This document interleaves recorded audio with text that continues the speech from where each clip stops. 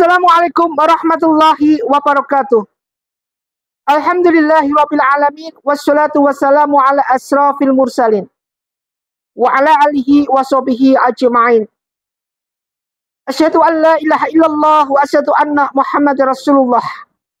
Asyhadu an la ilaha illallah wa asyhadu anna Muhammad Rasulullah. Asyhadu an la ilaha illallah wa asyhadu anna Muhammad Rasulullah.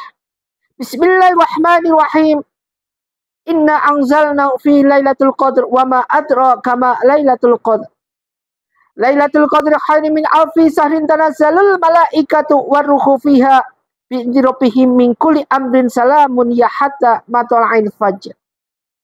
Shadaqa wa adib, shadaqa wa ala Rasulillah sallallahu alaihi wasallam.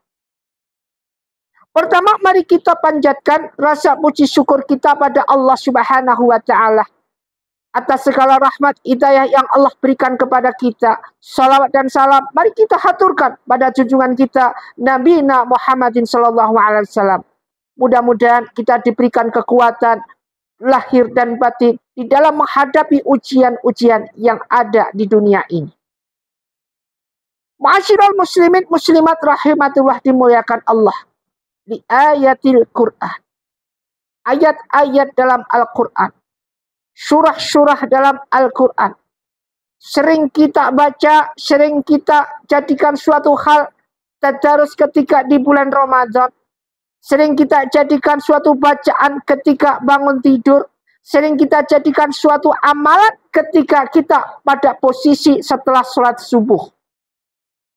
Mereka lagi gemar-gemarnya, suka-sukanya, hobi-hobinya di dalam membaca Al-Quran secara tartil, fasyih sesuai dengan tajwidnya. Di dalam membaca mereka menggunakan ilmu tajwid, izhar ya izhar, idgham ya idgham, idgham bila ghunah ya idgham bila ghunah, idgham bi ghunah ya idgham bi ghunah. Ini merupakan suatu hal tatanan yang harus kita pelajari. Jangan sampai kita mengesampingkan daripada ilmu-ilmu itu sendiri. Khairukum man ta'alamal Qur'an wa amalah. Sebaik-baiknya orang adalah orang di mana man ta'alamal Qur'an adalah orang yang belajar tentang Al-Qur'an dan isi-isinya. Di ayatil Qur'an dengan ayat-ayat Qur'an. Dan seisi-isinya kemudian mau mengamalkan, mengajarkan kepada mereka. Contoh kalau ada yang ngajinya kurang fasyih, diajari. Ini harusnya bacanya izhar. Ini harus bacanya begini. Diajarkan. Sekarang ini lebih canggih lagi di mana Al-Quran sudah tertera dengan tajwidnya. Jelas di situ dengan warna-warnanya. Dijelaskan di situ dengan suatu hal yang sudah memudahkan sekali di dalam kita membaca. Kalau warnanya orange, itu bacaannya gimana? Ada warnanya merah muda, bacaannya gimana? Memudahkan di dalam kita belajar. Sehingga tidak susah lagi di dalam kita mempelajari atau membaca. Alangkah baiknya ketika khair man ta'allamal Qur'an, ketika orang itu belajar tentang Al-Quran, alangkah baiknya semua itu disejajarkan. Dalam arti apa? Dalam arti semua itu saling berkesinambungan, saling berkaitan antara satu dengan yang satu, antara ilmu tajwid dan ilmu membaca dan ilmu penafsiran. Karena dalam ayat-ayat Allah ini, di situ dijelaskan begitu banyak kejadian-kejadian yang sudah berlalu buat manusia sebagai peringatan. Begitu banyak kejadian-kejadian di dalam arti daripada Al-Quran itu sendiri yang memberikan nuansa support kepada manusia di dalam menghadapi syakaratul maut. Begitu banyak cerita-cerita tentang kejadian sesuatu yang tidak harusnya itu kita pelajari. Artinya apa? Kita belum masuk ke sana. Yaitu apa? Alam kelanggengan. Yaitu alam akhirat. Tentang alam akhirat ini di dalam Al-Quran dibahas berkali-kali. Artinya manusia sudah dijelaskan bahwa suatu nanti akan ada kehidupan yang lebih langgeng, akan adanya suatu kehidupan yang namanya hari pembalasan, akan ada namanya kehidupan, yaitu kehidupan namanya makan yaumul mizan atau timbangan, dan banyak sekali step-stepnya dan kategori-kategori yang lain, bagaimana manusia yang tanpa hisab, bagaimana manusia yang mati dalam keadaan jihad, mati dalam keadaan syahid, bagaimana manusia golongan manusia yang tidak mendapatkan fitnah kubur di hari Jumat. Semua ada dalam ayat Allah. Begitu banyak apa yang harus kita pelajari dengan Al-Quran ini. Makanya amalan-amalan dalam Al-Quran ini harus kita terapkan, harus kita pelajari, kemudian kita amalkan. Salah satu contoh yaitu amalan yang bagus buat kita adalah apa? Tentang bacaan apa namakan surat Al-Qadar. Di mana pahalanya surat Al-Qadar ini? Bismillahirrahmanirrahim. Inna anzalnahu fi lailatul qadr wa ma adraka ma lailatul qadr. Lailatul qadri khairun min alfi syahrin tanazzalul malaikatu wa ruhu fiha bi idzni rabbihim min kulli amrin salamun ya hatta matla'il fajr. 5 ayat surat yang pendek yang ini menjelaskan tentang apa? Yaitu tentang bagaimana Rasulullah perjalanan Isra dan Mi'raj. Merupakan suatu hal yang dilipat gandakan dengan 1000 malam. Di situ dilipat gandakan dengan adanya apa? Perlipatan-perlipatan yang memberikan support kepada manusia. Beginilah rahmat Allah yang Allah berikan pada manusia. Beginilah hidayah Allah yang Allah berikan pada manusia. Dan banyak lagi ayat-ayat Allah yang membeberkan, yang memberi semangat buat manusia hidup dunia dan akhirat.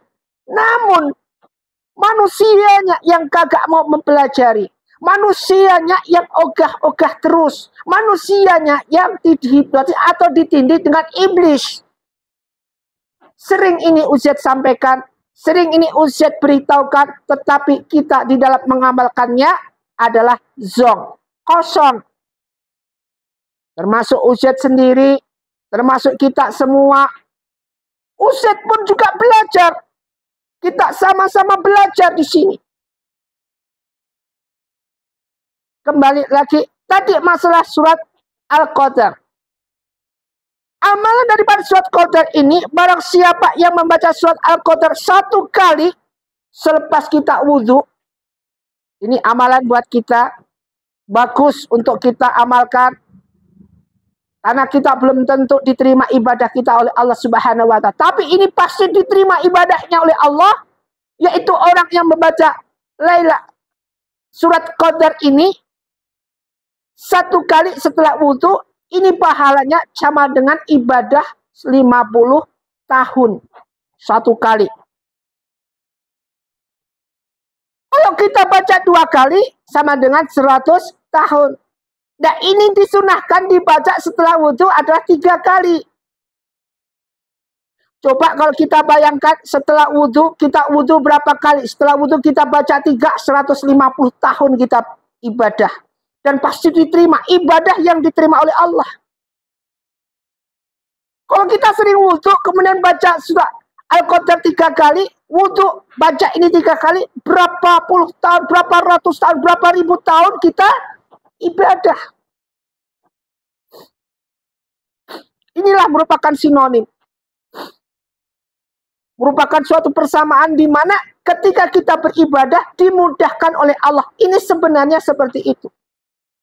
Namun manusia di dalam mempelajarinya ini Masya Allah. Kemudian manfaat daripada surat Al-Qadar itu sendiri memiliki banyak sekali keutamaan. Yaitu 1, menjadikan pengingat turunnya Al-Quran. Jadi Al-Quran ini berisi informasi tentang waktu diturunnya Al-Quran. Mengingatkan kita bagaimana Al-Quran diturunkan. Iqra bismi rabbikal ladzi khalaq, khalaqal insana min 'alaq. Bagaimana Setidaknya akhirnya kita tahu bahwa Al-Quran merupakan suatu wahyu Allah yang paling suci dan dijaga oleh Allah kesuciannya daripada kemurnian daripada Al-Quran ini sampai nanti kiamat. Allah jaga ini. Makanya sampai detik ini tidak ada yang bisa menyepelekan atau yang menyalahgunakan atau merubah-rubah daripada makna atau arti daripada Al-Quran. Sampai detik ini nggak ada yang bisa.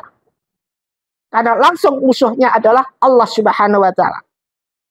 Yang kedua, manfaat daripada Al-Qadar ini adalah mendapatkan pahala yang sama dengan ibadah di malam Lailatul Qadar.